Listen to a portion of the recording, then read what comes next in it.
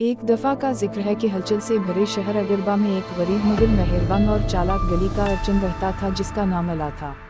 اس نے اپنے دن شہر کی گھومتی ہوئی گلیوں اور گلیوں کی کھوج میں گزارے، اپنی عقل اور چپکے سے بچ گئے۔ ایک دن ایک پراسرار غار کی تلاش کے دوران الا نے ایک جادوئی چراغ سے ٹھوکر کھائی جس میں ایک طاقتور جن تھا۔ جن نے اپنے آپ کو چراغ کے جن کے طور پر متعارف کرایا۔ علاء الدین سے کہا کہ وہ اسے 3 خواہشات دے گا۔ الا نے اپنے ہوشیار بندر سائد کے کبو کی مدد سے خوبصورت شہزادی جیسمین کو متاثر کرنے کے لیے ایک عظیم الشان محل کی خواہش ظاہر کی جسے سلطان کے مشیر بدر جعفر نے نوازا تھا۔ جن نے خواہش پوری کر دی اور الا راتوں رات جیسمین کا دل جیت کر شہزادہ بن گیا۔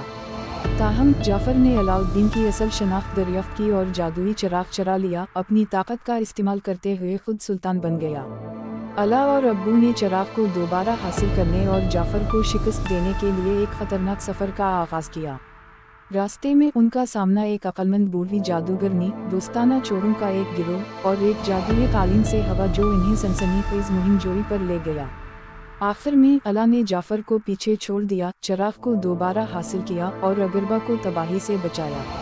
اپنی آخری خواہش کے ساتھ الا نے جن کو آزاد کر دیا، اسے اپنی زندگی گزارنے کی اجازت دی اور شہزادی جیسمین سے شادی کر لی۔ اگربا کا نیا سلطان بن گیا، حکمت اور مہربانی کے ساتھ حکمرانی کی، اور اس طرح الا کی کہانی ایک لیجنڈ بن گئی، آنے والی نسلوں کو متاثر کرنے والی، ہمت، عقل اور خود پر یقین کرنے کی طاقت کی کہانی۔